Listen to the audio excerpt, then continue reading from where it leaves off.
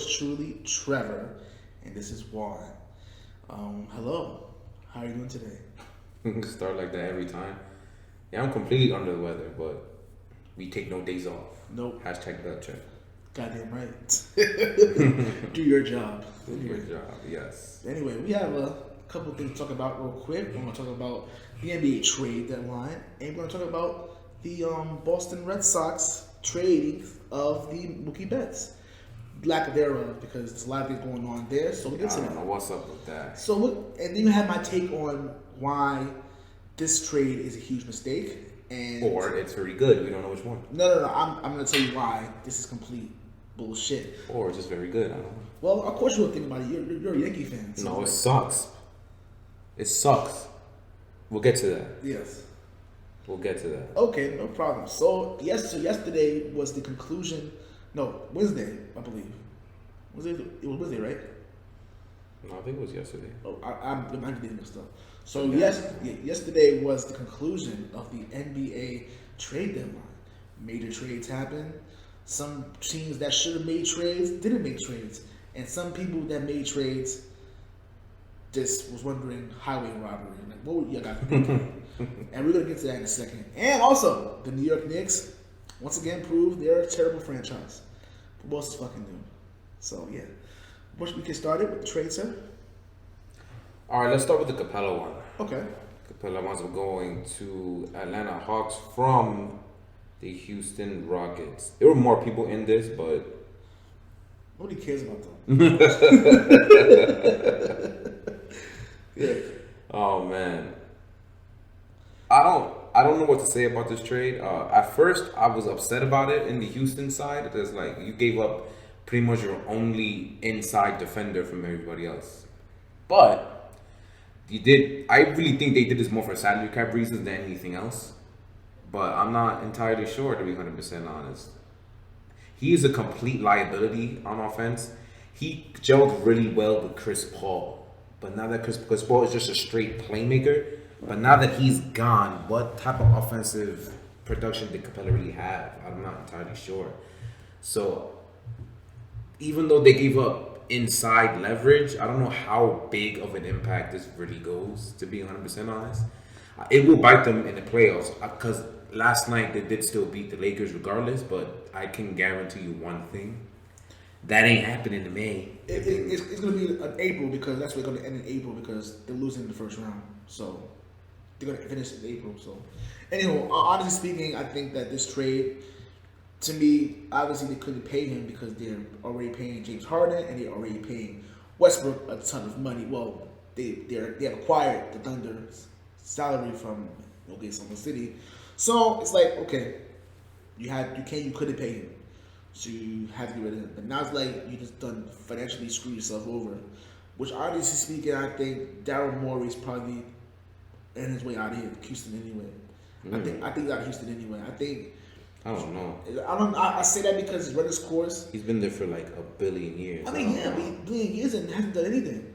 Yeah, he tried his best to put a team together, but they've either underachieved, and that's being nice. Because I really want to say they choked when they had opportunities to go far and do something big. At like 2018 against the Warriors, it's you can only give someone so much time until that. Okay, now like what's the results? Yeah, you win the playoffs every year, but what we've done lately, we're not competing. It's like James Harden can score 40 points in the regular season, and then the postseason comes, he flames out. It's like, why are we paying you all this money to flame out in the postseason when he matters? But I don't know. But we'll see how that goes. But that's true. Houston also got rid of Nene. There's another guy who lost on the inside. So that's two people they lost in the front court. And they did get Robert Covington, who's a decent player, but I haven't heard his name seriously in a long time. So I feel like even though that's a decent name, if you watch basketball a couple of years ago, I feel like he's a little overrated. So I don't think that's much, to be honest. He's a 3-and-D guy, and that's what Houston likes. Like getting Robert Covington basically replaces Trevor Ariza. So yeah, I agree. If he plays anywhere near as well as Ariza did, then I guess that is a plus. But they're still really, really small. What were you gonna say, Matt, for interrupting? Oh yeah, I said Atlanta. Gosh, improved very. They actually won this trade. Atlanta won this trade by far. They got the inside, even though they're not going to do anything at all this year. But you can see Atlanta is on the trajectory going upward, especially with Trae Young playing well. And then, I just like what they're seeing right now from them. Just give them time. Two other teams were involved in the trade: Minnesota and Denver. Minnesota was ridiculously busy. Yes, ridiculously busy. But they got a bunch of crap. But they also get a first-round pick from Brooklyn. That was from the Hawks, so they got that in it. And Denver got Gerald Green, so Houston lost Gerald Green. And they also have a first-round pick for Houston as well. I don't know which one though. So Houston is giving everything up. I don't know. All right, let's go through what, like 3 more, and we'll just end up with the baseball thing. So this one's really quick. Cavaliers got Andre Drummond from Detroit. Correct. Detroit got John Henson, Brandon Knight, and a 2nd-round pick. Cleveland just got Andre Drummond. So they have a front court of Andre Drummond at the 5 and Tristan Thompson most likely at the 4. And then Kevin Love. I lied, so that means Tristan Thompson coming off the bench. Why I always forget about Kevin Love all the time. So, first of all, the Pistons just got rid of him because they couldn't find no playoff team trades. A playoff team that was willing to give up a lot for him, which says a lot because like a lot of those teams know that he's gonna walk in July anyway. So I will give up my whole team for him. I'm not going that far. I just think his style of play doesn't work in this league anymore. It doesn't. If the Boston Celtics, who kind of badly needs a 5, didn't try to get him, that's a story right there.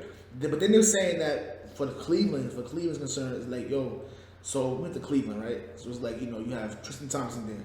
I think they're going to try to, I've heard that they're going to try to buy out Tristan Thompson, and then the Celtics or the Heat would try to, clear him off waivers. But nope, they're not buying out Tristan Thompson. But they're not going to do it. But I'm like, okay, so then what's the point? Stupid. The Cavaliers are doing this. Dan Gilbert and the Cavaliers are just a horribly ran franchise anyway. Shit franchise, find way to stay shit. Yeah. That's basically what this is, and we're just wasting time. Yeah, it is. So stupid, Cleveland. Sorry, Kevin Love, you ain't going nowhere, buddy. Anyway, Golden State Warriors basically swapped D'Angelo Russell for Andrew Wiggins, but they do get a top 3 protected first pick in the first round in 2021 and a 2021 2nd-round pick. So I think they also got like 4 or 5 like 2nd-round picks like spread out in the next 2 years. So they have a lot of draft capital. The Golden State Warriors. Yeah. And with their track record of being able to draft very well, I don't see how they don't hit a home run. At least one, yeah. At least one. And that's not even including that first round pick for 2021 because that's already top 3. Remember, Draymond Green was a 2nd-round pick. Mm-hmm. And look what happened. So they draft very well. So them giving those picks, I expect the Warriors won this trade. Far as only for the picks. Me personally, I don't like Andrew Wiggins. Me neither. I can't stand I think Andrew Wiggins is soft. It's a bum. It's soft. Honestly, he's completely underwhelming. Yeah, he's playing his best year in his career right now. He sucks. But what took you so long? It took you like 5 years to finally get to this point. You're the number one pick in 2015. Why it took you 5 years? Yeah, it's 13. Huh? And it's 13. Yeah. BUST. Yeah. But I'm a Warriors fan, and I can't stand him. People are telling me, basketball minds are telling me that he actually might work out for this team because this is also a good franchise. This is by and far the best franchise he's been a part of, and they know how to develop talent and know how to make get the best out of someone. So if they can do something like this to him, who had an upside since college, then maybe this is the year or the next year. He played with Steph Curry and Klay Thompson. And Draymond Green was a ridiculous playmaker himself. So a lot of people, there was a lot of memes saying that, the Warriors are next year's chance. I'm like, listen, we knew they were going to be struggle this year with the injuries, but full healthy, watch out for them again. They just have a little pause. That's it. Yeah, they had a break. They've only been in the finals 5 straight years. Yeah, so damn, something else I was gonna say. I forgot. Crap. Oh. What was hilarious is the worst case scenario to me for this entire trade from him, and my one of my friends completely read my mind when I thought about it. I was like, he better not become another Harrison Barnes. That is my fear. As a Warriors fan, I don't want to be that bum ass. I hate Harrison Barnes with a passion. But on the Timberwolves side, they're gonna have straight offense. They got a good, I won't say good, but a pretty decent point guard in D'Angelo Russell. I'm not talking about the position. I'm talking about him as a point guard, not as a player. As a player, he's an all-star player. As a point guard, as a point guard. So we'll see how he works out with Karl-Anthony Towns, but that's a lot of offense I'm seeing there. But they're not going to win a game still. But that's a lot of offense I'm seeing right there. But only time will tell who won this trade or not, to be honest. We really won't know. And probably the biggest trade is the Miami Heat's trade. Getting Andre Iguodala, a proven 3-time champion. Also with Jay Crowder and Solomon Hill. And Memphis got Justice Winslow, Gorgie Dieng, and Dion Waiters. I completely forgot about Dion Waiters. And Minnesota also gets James Johnson. Minnesota has been involved with damn near every trade. They've really been busy. Really busy. So Miami got Iguodala. They got a champion, a veteran, a classy, defensive lord. And they are also very, very stacked in the second unit too. Yeah. Stacked in the second unit. Miami, I said it earlier in the year that Miami's probably a second round team out of the second round. That's what I said too. Second round. But they're trying, like I said, they're trying to compete with the Celtics and the Bucks and the Raptors. Hence why, why I say the Sixers, right? Because, Charles Barkley said what I was going to say too. They're soft. But we're not talking about them. Yeah, we're not talking about them. The Miami Heat, honestly, and the fact of the matter is that after all these years, your boy Pat Riley is still making moves.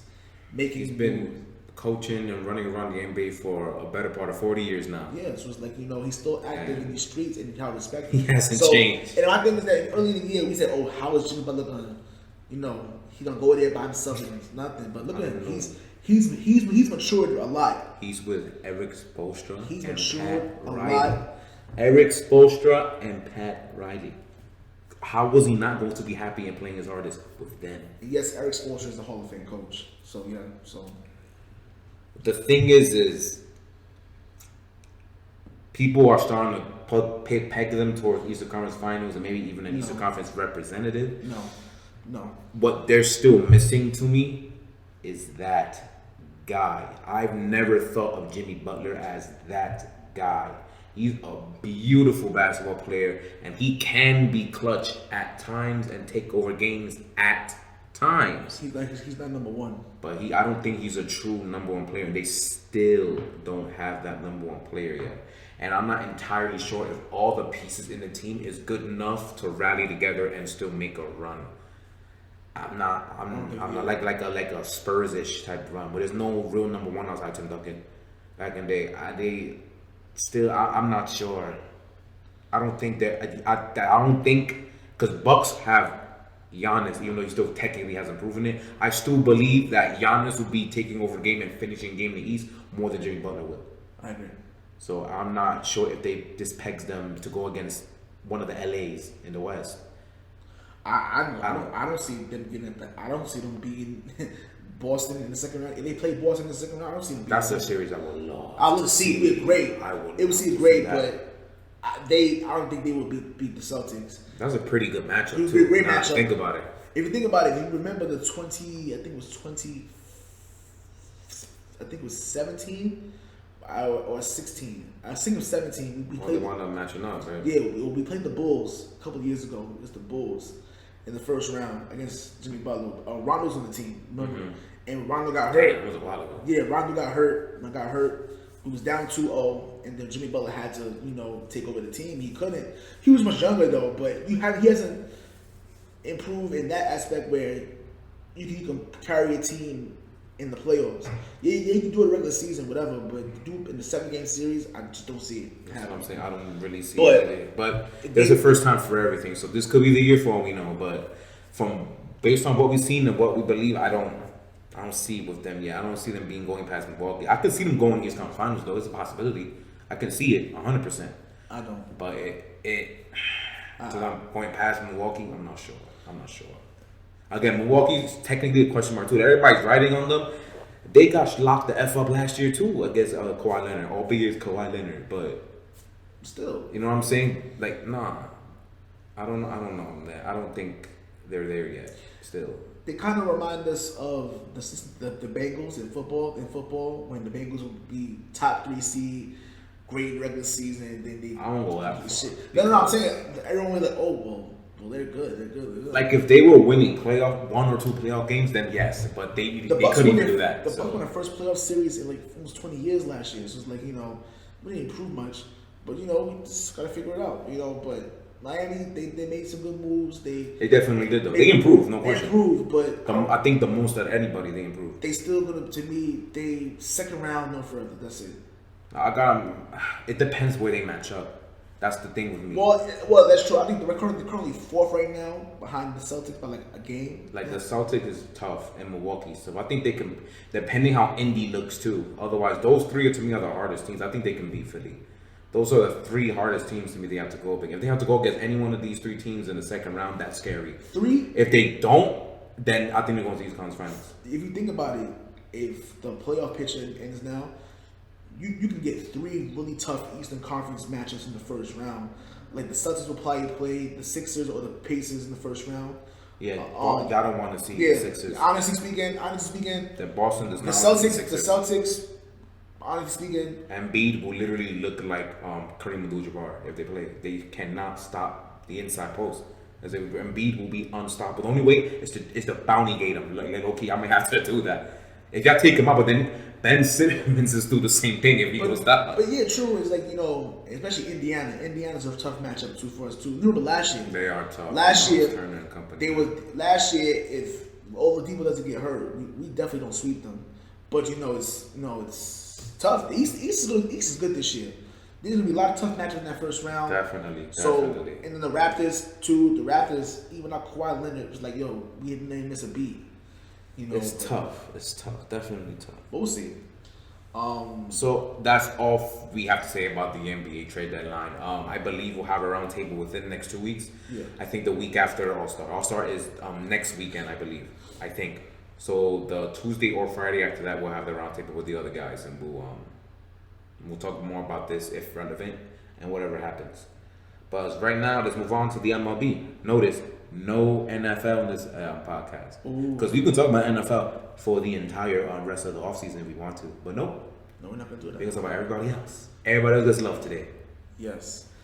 So, as you know, the big blockbuster trade that was made 3 days ago, I'm going with a timeline, so bear with me. Yeah, because apparently stuff was going on. A lot has happened since then.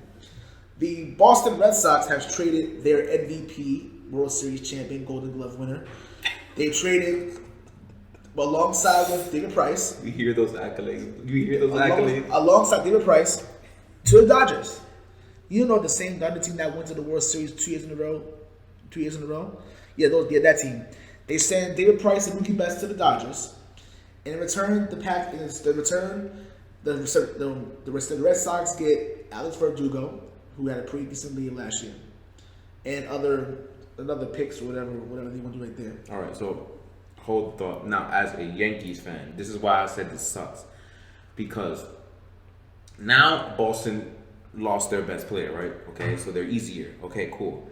And since Houston more than likely will not be the same, so they're finally beatable probably. So now that's done probably. So let's assume that Yankees will be them and they'll finally hit a World Series in 11 years. Now they'll have to go, if this trade goes through, against that juggernaut of a team. Why did Boston have to smite thee? I don't know why they did this to them. It's because he traded to them. Why them? They don't need anything. Why them? Out of all teams, them. The Red Sox and the Dodgers have been trade partners for years, and they should stop. For years. But I'm not gonna lie to you, I am not happy with this trade. Obviously, there's a third team that was involved in this trade as well, the Twins, and also the same deal. The trade included that third team was the Twins, with the Dodgers sending starter Kenta Medea to Minnesota, in which we return a hard-throwing prospect, Bruce Starr way to roll to the Red Sox. Now, that's the trade. We gave up a starter for a reliever who was posing as a starter. He was really a reliever. So this is my problem for the Red Sox. I'm a Red Sox fan. Everyone knows that. And I'm not going to blame Chaim Bloom because Chaim Bloom literally just became the president of baseball operations, literally like towards the end of the year, because Dave Dombrowski, dumb dickhead Dave Dombrowski, got fired for being a dick, and it was terrible. He was terrible in 2019. Terrible. No moves whatsoever. It was terrible. But we'll get to that in a second. Mookie Betts is, like I said before, a World Series champion, an MVP. Should be a two-time MVP if he wasn't robbed in 2016. But I digress. No, 2017, but I digress. Mm-hmm. In the past 3 years, you've seen Mike Trout get a monster deal. You've seen Manny Machado get a monster deal for the Padres. And you've seen your boy Bryce Harper get a monster deal from the Phillies. What did those three teams do in the last, let's say, 3 or 4 years? Missed the playoffs entirely. Finished 10, 15 games below 500. Talking about the Angels. But yeah, they got monster deals. Yeah. The Red Sox, Mr. Red Sox, I'm talking about John Henry. John Henry is the owner, right? They offered him 10 years, $350 million. He said no. I'm worth more than that. He's proved he's worth more than that, sir. He's proved worth more than that. You're a fucking billionaire. You could have went into your deep in your pockets and paid this man what he's worth. People say, "Oh, why would we pay someone 13 years, $450 million?" He's worth it. He's not even old. Not even. He's not even in his prime yet.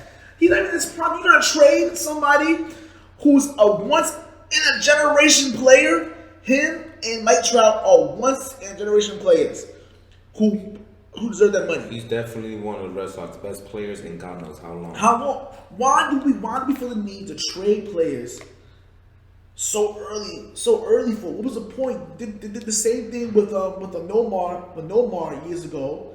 I'm like, why? What was the point? I listened to Bill Simmons' podcast today. He was talking about that. You know, Bill Simmons, I don't know, is a ridiculous Boston head. Yeah, of course. Basketball extraordinaire. That's usually his biggest thing, but he's a Boston guy. He said that he thinks that your ownership might actually try to sell the team at this point. You think that's true? Yes. He needs to. He needs to. My thing is this. If you're going to pay, first of all, in your ownership, right, we've had some of the worst contracts known to man. David Price, you gave him a 7-year deal for $200 million. Horrible. Except for that 1 year. First of all, he plays well against every team, except for the Yankees. When he gets the Yankees, he gets his ass whipped. He touches the cradle sound, something. Scared the Yankees. The biggest I have carpal tunnel. Give me a fucking break. Like how can you be good against 29 other teams and be tragic as another one? Against the worst one too at that. I don't like the Yankees, so yeah, I'm gonna call them bums. Let's move on. Yeah, why? Oh, you guys remember Pablo Sandoval who used to be on the Giants? You paid him like $175 million, and the man can barely stay in fucking shape. Listen, I'm not in the best shape either, but I don't get paid $175 million. You can see that now. Yeah, you can see that, yes. But I'm a teddy bear, but that's not the point. The point is this: another bad contract was that terrible contract, Pablo Sandoval. Oh, you guys remember Castillo? You remember the guy from Cuba? You paid him $175 million, and that motherfucker is still in the minor leagues. 5 years ago, he signed to a minor league deal, and that motherfucker is still there. What the fuck is wrong with y'all? Stop! This is terrible, John Henry. Terrible contracts. Terrible, god awful contracts, and then you got something right in your grasp. Mind you, he's a homegrown talent. He is homegrown talent. You built him from the ground up, It's not like David Ortiz that you got from Minnesota in 2003. It's not like Manny who you got from the Cleveland Indians in 2001, 2002. Manny Ramirez. I'm probably off of the years. It's not, you know what I'm saying? It's not like, come on. I mean, yes, Veritek was homegrown too, all that stuff, but it's not like he's not a once in a generation player. Mookie Betts is a once in a generation player, and you're gonna trade him instead of paying him his money. And then for this trade, you didn't get anything back for him because you know why? Guess what happened? Alex Verdugo is actually being accused of sexual assault, but you wouldn't have thought about that. And also, it was actually going through for almost a year already. Wow. So you mean to tell me you're going to trade for somebody who has sexual assault issue, who is accused of sexual assault, knowing the climate that we're living in? You thought that was a good idea? That was a good idea, John Henry? Huh? Oh, by the way, and that picture from Minnesota, can't pronounce his name. It's mad long. It's Spanish guy. Yeah, I said it before. He failed his physical. And because he failed the physical, the trade is on hold. So now the rest are saying, you know what? He said, you know what, we're going to try to, get more for what we gain because... Or just pay the guy. Or maybe we should pay him, yes. Maybe we should pay him. John Henry. Now, Chaim Bloom, you get a pass because you just got there and you were just put in a situation where you're doing what you're told. I get it. But now you have a chance to redeem yourself, sir. You have a chance to redeem yourself. Me personally, I want you to pay him. Pay Mookie Betts the money. He's still in his prime. He's still on Earth, like only 25 years old. We're older than him. He's in his early 20s. And he's this good. He's that good. You're getting at the very least 5 years of the same play or better, at least, barring God forbid any injury. Of course. So like, how is he not worth the money? I don't get it. They've won. I just don't get it. Mike Trout's a phenomenal player on a shitty organization team. He's a loser. On a shitty team. How the fuck you win MVP when your fucking team won 15 games over 500? Twice. Why? Because he has a high WAR, wins over replacement. Who gives a fuck about WAR? It's a fucking useless ass stat. John Henry, sell John Henry. Make sure Mookie Betts make sure he gets his fucking money. If you don't pay him his money, get the assets to him so we can compete in 2020. If not, sell the fucking team. Alright? We're not gonna tower this bullshit no more. Every fucking year, you're gonna raise the fucking prices at Fenway Park every fucking year. For what? To get that ass whoop of the Yankees every year? To be 85 and 70 F72? 85 and 78 in 2018? 2020? Huh? Please stop, please. That was terrible. Huh? John Henry, get it done. Chaim Bloom, you got a second chance. Get it done. Because if not, we're coming for your ass. He is. I'm coming. Well, I say come me. I mean me, my homeboy Tulio, and Craig who's listening. We coming for your ass. I might have a new partner. We have auditions will be set in a month. As a new partner for Sports 90 Podcast. What? I'll put up applications because you're gonna get your ass shot. Talking like that, talking about the rich people like that, they're gonna come find you. Whatever. So, yeah. Anyway, get it done. That's all I gotta say. Yeah. With that all said, we're done. Yes. Make sure you like, share, subscribe. We are on iTunes, YouTube. We are on Stitcher Radio, iHeartradio. We are on Google Play Radio, Spotify. We are on. Spotify. Yeah. We are on Twitter at iPackhouse Dynasty. And always, we love you guys. Thank you for the support, and we'll see y'all soon.